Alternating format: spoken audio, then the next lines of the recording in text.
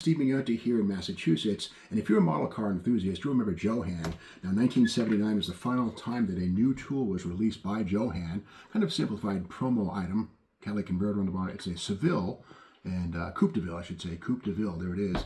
And a nice tool, but again, it's totally a curbside, no engine detail, nothing at all. Now, Johan is dead, right? Gone but not forgotten. Maybe not so much. We found this at a hobby show last week. This is a Johan Powell, a 1955 Powell. And if you didn't know what a Powell was, it was a vehicle made in Southern California. Basically, there are probably about 500 of them made between 1954 and 57, something like that, mid-50s.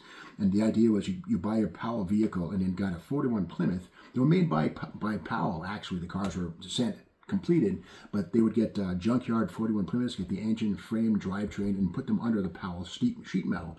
So this is basically a revival, if you will, of the Powell. Now, it's a resin kit, kind of a weird thing.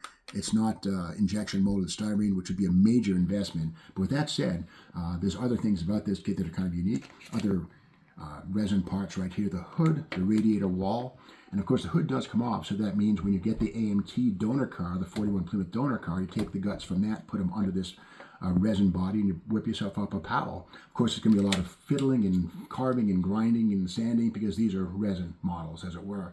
But again, other details in this are kind of folksy, if you will. Decals aren't too shabby, by the way. Here's Powell Sales and Service, decals for the doors, kind of nice. And of course, the instruction sheet has, there's no instructions, but with that said, there's also a template here on how to cut the pieces of wood for the bed of the Powell pickup truck bed.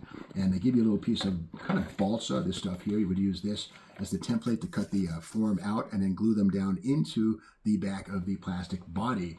And even the windows are kind of do-it-yourself. Here is the template right here.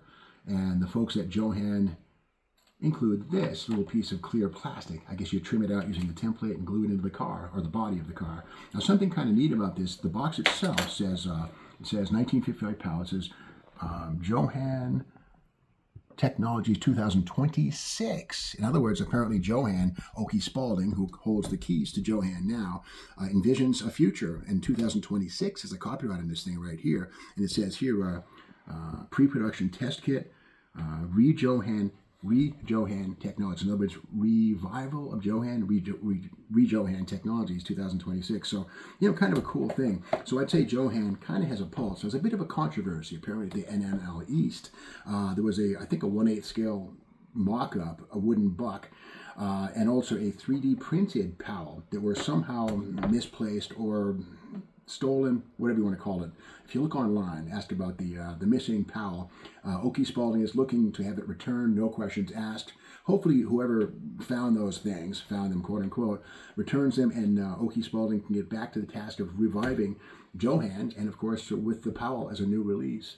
And may this be a first of many steps toward a revived Johan models. And I always say this, I built this model here of the Hanley's Hauler. Now, we know that Johan stands for John Hanley, who founded Johan in 1947, but it says here, clone Johan now. Please do clone Johan now. Okie Spaulding or somebody clone Johan now so we can see these models once again. So that's the story of the revived Powell right here, courtesy of Johan. Again, 2026, so there's hope for Johan's future.